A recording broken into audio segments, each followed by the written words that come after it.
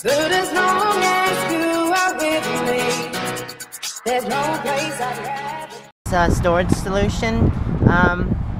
I had to rig this up. It's not actually supposed to be like this. It's the side mounted. It goes on to the side of a truck.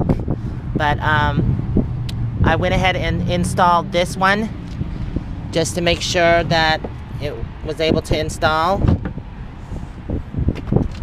and I could get everything correctly. And now I'm gonna install one over on that side and show you how I did it. All right.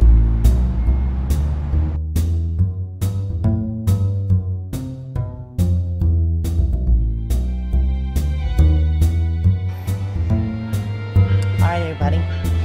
I'm in Walmart, and these are the boxes and the lids. They're about $45.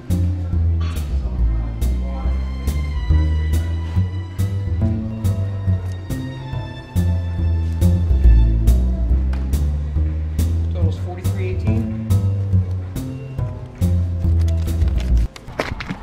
This is the box, and the lid comes separate, which you have to put on. And it does come with the mounting brackets. Remember, this was purchased at Walmart. I'm actually outside the Walmart now. I'm gonna install it in their parking lot. Alright, and this is the tools that you're gonna need. Of course, a drill, some ratchets, a drill bit, which I had purchased. It's a 7/16. It's just depending on what bolts that you use, because the bolts are optional depending on your bumper. I got 3/8 bolts, washers, and the nuts. And of course, once again, you do need 2 ratchets. Alright, I'm gonna go ahead and open up the package.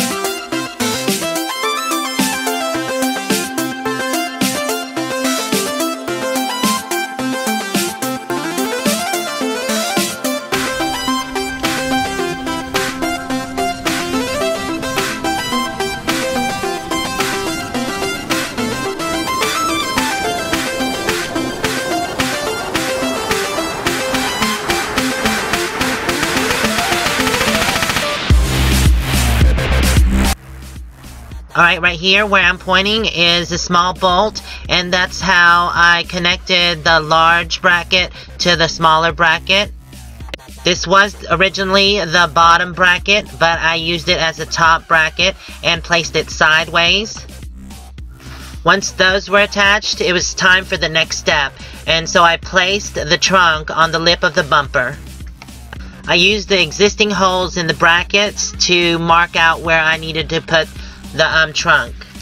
I placed the drill inside the hole, creating a mark on the bumper. Then I removed the trunk and then completely drilled out my marks. After that, I reattached the trunks and then tightened in the bolts.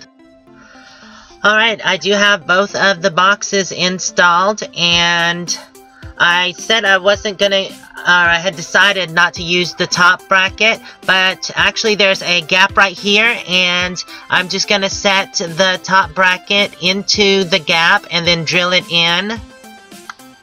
Actually, as you can see, it fits in nicely and it supports the bottom of the box, which is great. I'm gonna put some double-sided tape and then put some screws in to keep it in. Well, everybody, I'm sorry at the end that I didn't show you more of the drilling of the bumper, but I didn't have the video for it. So I hope this video helps. If you like, don't forget to hit the like button and subscribe for future videos. And until then, I'll see you in the next video. And also, don't forget, if you have any storage solutions, please put them in the comments below and let me know. Thanks, y'all. Really quickly before I go, here's a shot of the double-sided tape on the bracket, and then I'm just going to place the bracket in its spot. And this is actually 20-pound double-sided tape, so it'll hold good. And then I'm going to use short screws to screw it right into the bottom. I don't want to go all the way through into the tote because I want to keep it waterproof. Also, for extra measures, I did also put screws inside the tote and going into the bumper. And then I siliconed those screws to keep it watertight. Alright, like I always say, bye for now. I'll see you in the next video.